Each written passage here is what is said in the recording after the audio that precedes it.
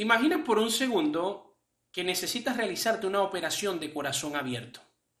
Tu mejor amigo, que no es médico, pero que sí le encantan las series de medicina y que también tiene una bata blanca en su closet, te dice, no te preocupes, yo te opero.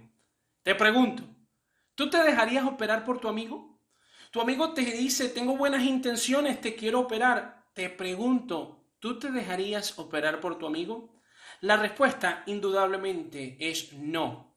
Porque no basta con tener buenas intenciones, se necesita un conocimiento profundo y un estudio profundo para poder enfrentarse a semejante hazaña, semejante operación. Ahora bien, de la misma manera y con mayor relevancia, con mayor importancia, tú tienes que tener mucho cuidado de quién escuchas cuando se refiere al alimento espiritual.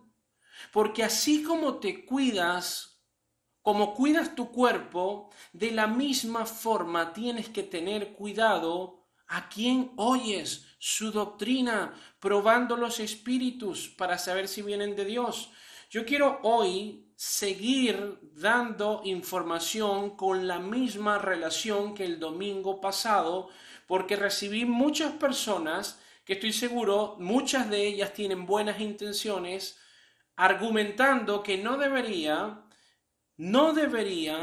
exponer la palabra de Dios para atacar a un hombre de Dios. Así que bueno, quiero profundizar este tema para no dejar espacio a la duda. Segunda de Tesalonicenses capítulo 2 del 1 al 3. Pero con respecto a la venida de nuestro Señor Jesucristo y nuestra reunión con Él, os rogamos, hermanos, que no os dejéis mover fácilmente de vuestro modo de pensar, ni os conturbéis, ni por espíritu ni por palabra, ni por carta como si fuera nuestra, en el sentido de que el día del Señor está cerca. Nadie os engañe en ninguna manera, porque no vendrá sin que antes venga la apostasía y se manifieste el hombre de pecado, el hijo de la perdición. Versículo 1. Antes de que venga el Señor Jesucristo y nuestra reunión, o sea, ¿cuál es la reunión que vamos a tener los cristianos y Jesucristo? Indudablemente el arrebatamiento. Pero antes de que venga el arrebatamiento y la segunda venida de Jesucristo, antecede la apostasía. Primera de Timoteo 4:1. Pero el Espíritu dice claramente que en los postreros tiempos algunos apostatarán de la fe, escuchando espíritus engañadores y a doctrinas de demonios.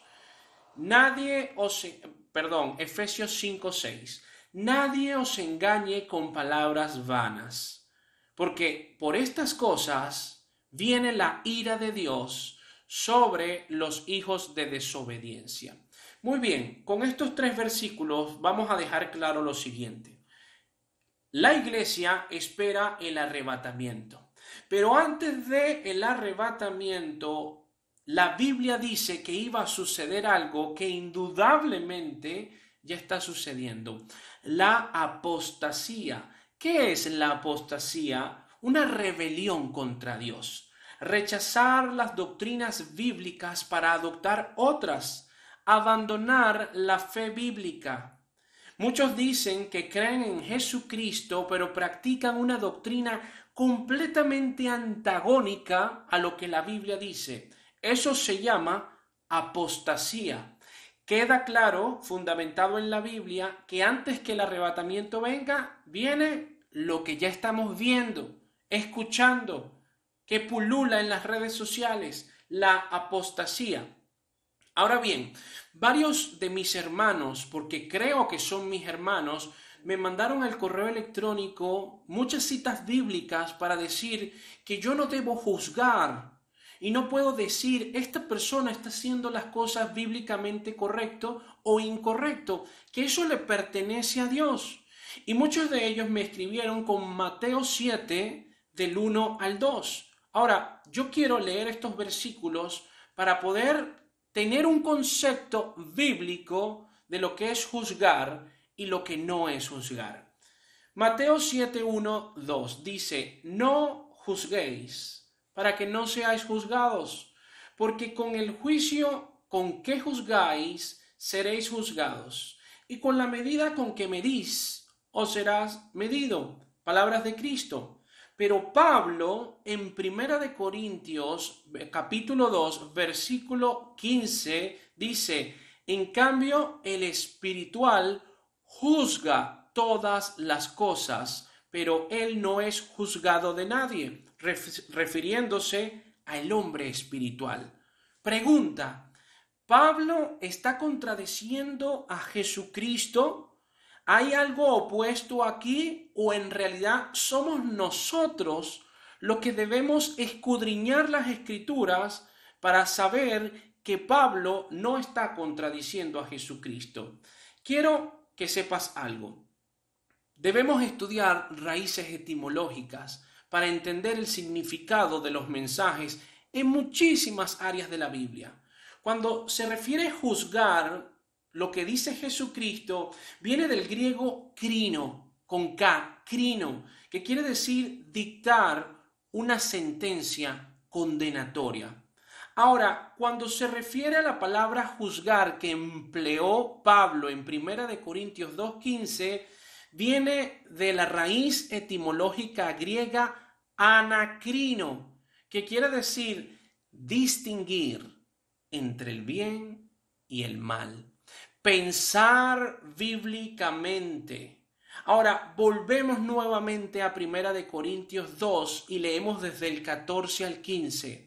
Pero el hombre natural no percibe las cosas que son del Espíritu de Dios, porque para él son locura y no las puede entender porque se han de discernir espiritualmente. En cambio, el espiritual juzga todas las cosas, pero él no es juzgado de nadie. Ahí se emplea anacrino, distinguir entre lo que es bueno y lo que es malo. La idea que está transmitiendo Pablo en 1 Corintios 2, del 14 al 15, viene siendo como la acción de cribar. Cribar es cuando tú utilizas un colador y quieres cribar la arena, por ejemplo, que quieres sacarle las pepitas, las piedritas y empiezas a mover un colador. Esta acción es la que hace alusión Pablo en esta porción bíblica. ¿Por qué? Porque el hombre espiritual está calificado, está capacitado para discernir y examinar rectamente. Tenemos claro que cuando nosotros exponemos y decimos públicamente, este hombre lo que está diciendo es una herejía, no estamos juzgando al hombre. Estamos empleando el anacrino, que quiere decir distinguir, discernir si lo que el hombre dice viene de la sana doctrina o no viene de la sana doctrina. Recuerda, engañoso es tu corazón y perverso más que todas las cosas. Los herejes tienen dolientes. ¿Por qué tienen dolientes? Cuando tú ves que tienen en común Pablo Escobar, el Chapo Guzmán, incluso hasta el mismo Hugo Chávez, es que, por ejemplo, Chávez por un lado regalaba viviendas, pero por otro lado expropiaba. El Chapo Guzmán por un lado era un narcotraficante muy temido, pero por otro lado regalaba alumbrado eléctrico público para los pueblos que ni siquiera contaban con el servicio de la electricidad. Los herejes tienen dolientes, porque si Satanás se disfraza como ángel de luz, ¿cuánto no más sus herejes que hacen buenas obras, que hacen cosas lindas, que nos conmueven? Pero la Biblia dice que nuestras obras son como trapos de inmundicia delante de Dios. Y si algún hombre quiere gloriarse, dice Jeremías, gloríese de que conoce y entiende a Dios. Yo no voy a seguir a un hombre porque ese hombre regala sopas. Yo no voy a seguir la doctrina de un hombre porque ese hombre es buena gente y se viste lindo. Yo decido seguir a un hombre en cuanto a temas espirituales se refiere porque cuando habla, predica la sana doctrina y ahí no se puede engañar porque tenemos la misma Biblia.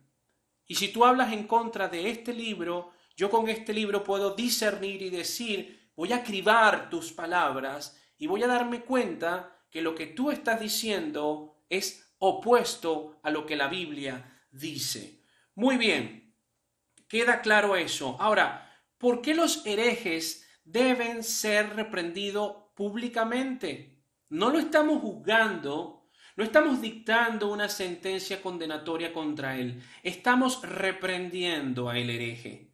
¿Por qué debemos de hacerlo? Porque fue lo que la Biblia nos enseñó. Lee conmigo, por favor, Romanos 16, del 17 al 18, Tito 1:13, Primera de Corintios 5:11, Primera de Timoteo 6, del 3 al 5, Jeremías capítulo 23, versículos 16, 21 y 25.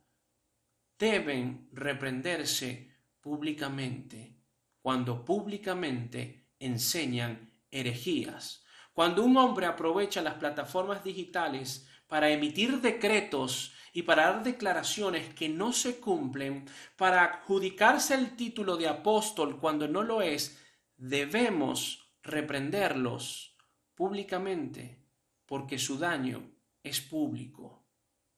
Eso es lo que nos enseña la Biblia. Ahora, ¿por qué debemos reprender? Siguen insistiendo algunos. ¿Por qué debemos redarguir y exhortar y corregir? ¿Es eso importante en este momento? ¿Estamos en realidad edificando a la iglesia o tú más bien estás incentivando la confrontación? Muchos me han dicho eso. Muchos me han dicho, ¿es importante en realidad confrontar a nuestro hermano? En primer lugar, pongo en tela de juicio que un hereje que constantemente dice herejías pueda ser mi hermano. En segundo lugar, quiero responderte por qué es tan importante reprenderlo.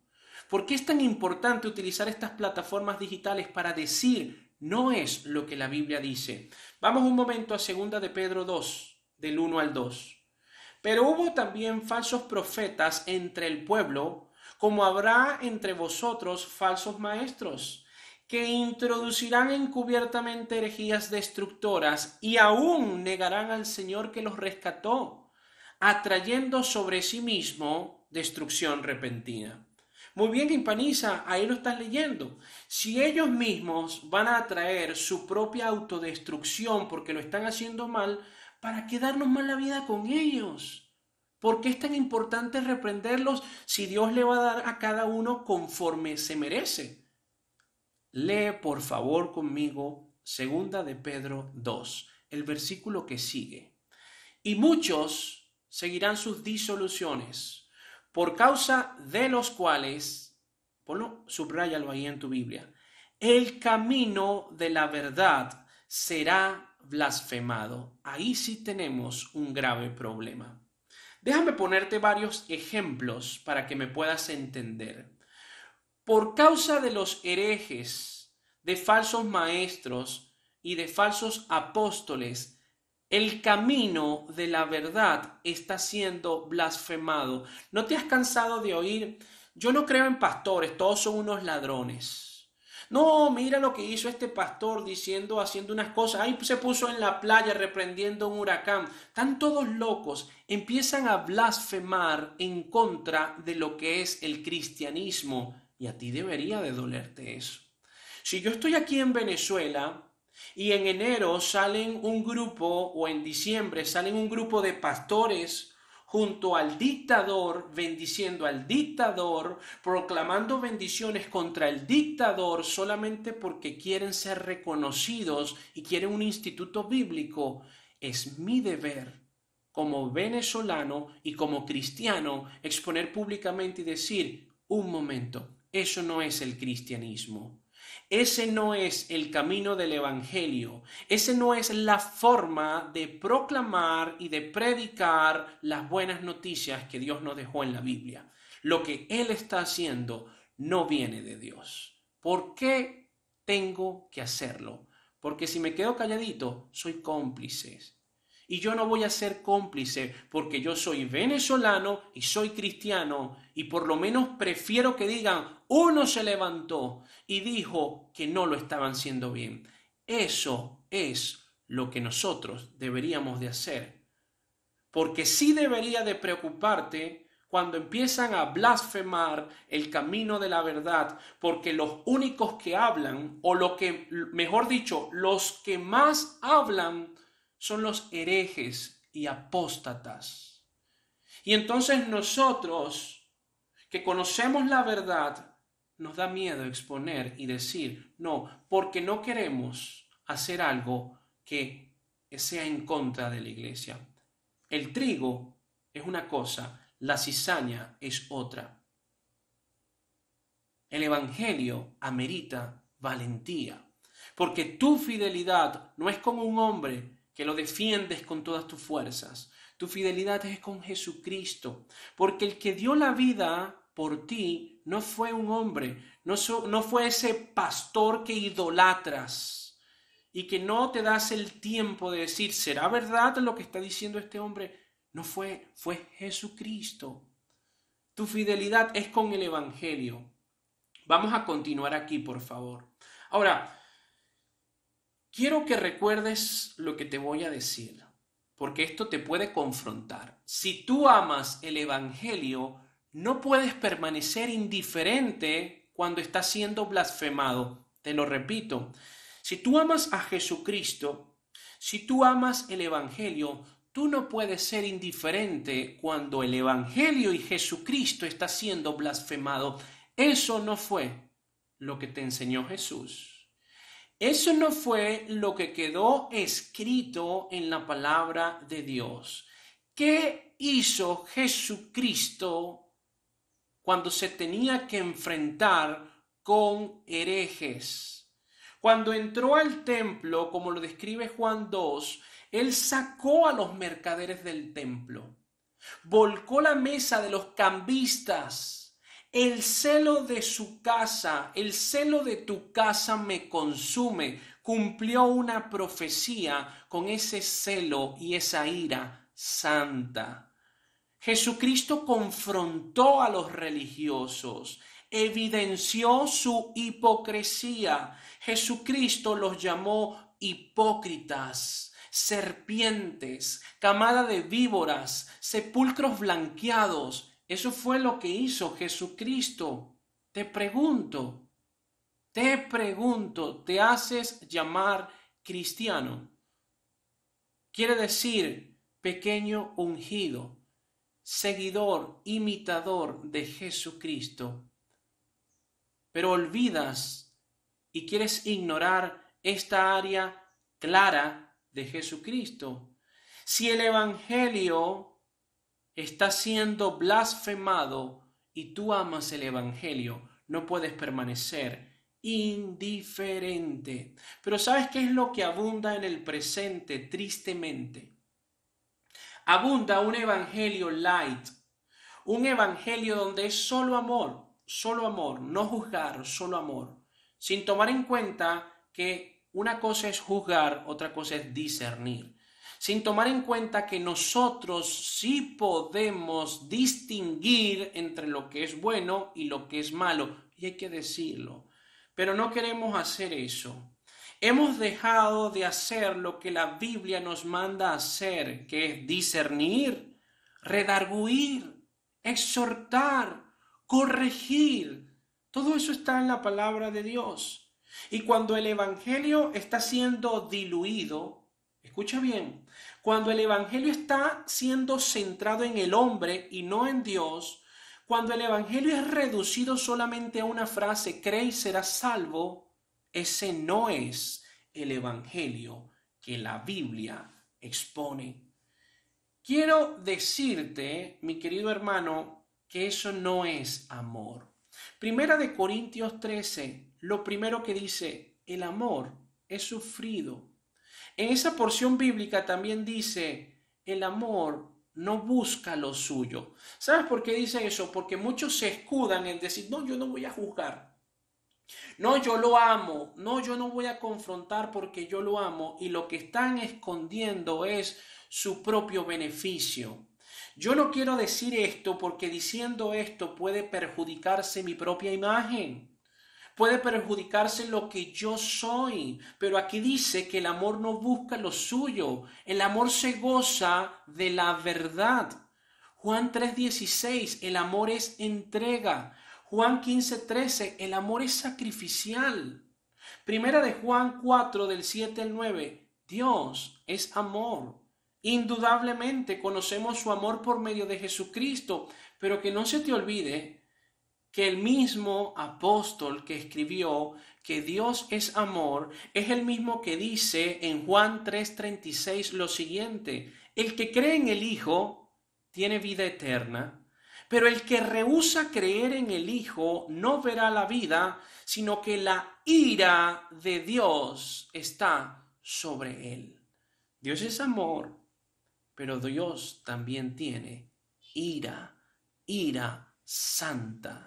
Efesios 5:6, ira sobre los hijos de desobediencia. Como Dios es amor, odia el pecado. ¿Lo sabías? Por ser amor, odia el pecado. Eso es lo que la Biblia dice, pero tú entiendes que el odio de Dios es lo que tú experimentas como odio y no comprendes que sus pensamientos no son tus pensamientos, sus caminos no son tus caminos. Lo que para Él es odio no es lo que para ti es odio, pero la Biblia algo deja claro. Dios es grande en misericordia y lento para la ira, pero no desprovisto de ira. Cuando tú lees que en la Biblia habla de que Dios no perdonó a los ángeles, no hubo perdón. Cuando la Biblia dice que hubo un juicio de un diluvio donde ahogó todo el planeta Tierra y se salvaron solamente 8 personas. Cuando tú lees el juicio contra Sodoma y Gomorra, te das cuenta que el Dios de amor, el Dios que es amor, no es desprovisto de ira. Hay una ira santa que no queremos exponer, que no quieren predicar, pero que existe, y existe tanto que se nos dejó el Apocalipsis para decir que vienen juicios, viene el día de la ira de Dios. Pero como Dios te ama tanto, te dejó un método por medio del cual puedas ser libre de la ira. Te saca de la ira tantos. Y ese método es Jesucristo. Arrepiéntete y cree en el Evangelio. Ese es el camino. Proverbios 27:5. Mejor es reprensión manifiesta que amor oculto. ¿Escuchaste? Mejor es reprender que decir que amas y tu amor es oculto. Proverbios 13:24. El que detiene el castigo a su hijo aborrece, mas el que lo ama desde temprano lo corrige. ¿Sabes por qué estoy haciendo estos videos? Porque te amo. Y como te amo, quiero entregarte herramientas bíblicas que están en este libro. No es lo que Ipaniza dice. Fíjate cómo todo lo exponemos con la palabra de Dios, para que tú puedas entrenar tu discernimiento y empezar a purgar, a cribar los que vienen de Dios y los que no vienen de Dios. Eso es amor. El amor entrega, no importa lo que piensen de mí, no importa si me atacan, si me dicen fanático, radical, yo no estoy esperando agradarle a los hombres, yo estoy esperando agradarle a Dios. Eso es amor, el amor es sufrido. El que te ama no es el que siempre te consuela y te pasa la mano y te dice que todo está bien. El que te ama es el que te muestra tus errores y te dice: no es eso el Evangelio. El Evangelio no deja espacio para la duda. Cuando nosotros leemos la palabra de Dios, segunda de Pedro, como te lo conté, hay evidencia en contra de la herejía. en contra de herejes. Cuando tú lees Gálatas, nada más en el capítulo 1, Pablo dice, si viene alguno predicando otro evangelio, sea anatema. ¿Sabes qué quiere decir la palabra anatema? Sea maldito. Cuando te predica un evangelio light, de solo amor, un evangelio que se centra en el hombre, un evangelio que es reducido, cree nada más y serás salvo. Ese no es el evangelio. Y Pablo dice, si alguno predica otro evangelio, sea maldito. Lo repite 2 veces para que no quede espacio a la duda. Cuando tú lees Judas, la carta de Judas, va en contra de los herejes. Cuando tú lees la carta de segunda de Timoteo, que solamente tiene 4 capítulos, Pablo menciona 8 nombres de hombres que se desviaron del camino, con nombres para poderlos identificar. Cuando tú lees Hechos 20 del 29 al 30, Pablo advierte, yo sé que cuando yo me vaya, entrarán lobos que no perdonarán el rebaño. Advertencia tras advertencia tras advertencia. Cuando tú lees Colosenses, uno de los grandes motivos, uno de los tantos motivos de Colosenses es contra la herejía, porque había una especie de sincretismo que pretendía amalgamar el legalismo judío, la especulación filosófica griega y el misticismo oriental con el evangelio. Y fue Colosenses en contra de eso. ¿Sabes por qué los hombres de Dios nos dejaron tantas advertencias escritas? Porque no existía el internet. Yo estoy seguro que si en ese tiempo Pablo, Pedro, Judas, Juan, Jesucristo tuviesen internet, se cansarían de hacer videos diciendo, cuidado con los herejes, es un hereje, es un apóstata, este es el trigo, esta es la cizaña, la Biblia dice esto, el evangelio es esto, pero en el presente no lo hacemos. Y no lo hacemos porque somos demasiado sensibles, porque queremos agradar a los hombres, porque pensamos primero en nosotros antes que en nuestro prójimo. Porque si amaras a tu prójimo, le pudieras decir, hermano, ese hombre que escuchas, date cuenta todos los decretos que ha hecho toda su vida. Date cuenta todas las veces que declara sanidad, que declara prosperidad, que declara un avivamiento en Venezuela. Date cuenta, son tantos años predicando falsedades y aún lo sigues. El que tenga oídos, que oiga. Por eso hacemos este mensaje. Todo lo que te he dicho en casi media hora está fundamentado en la Biblia. Todo está en la palabra de Dios. Pero yo sé y tengo la certeza que aún lo exponga y lo fundamente y lo argumente con la palabra de Dios, muchos van a decidir no oír y tener una fidelidad ciega con hombres.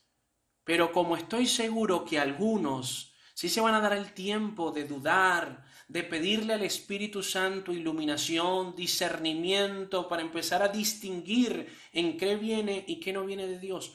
Por ellos, por esos pocos se hacen estos videos, porque eso es amor. Hermano, que la gracia y que la paz de Dios esté contigo, con tu familia y con todos los que te acompañan.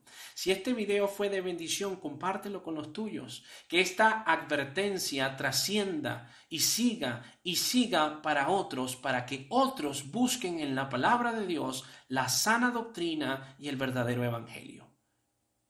Bendito amor que nos une.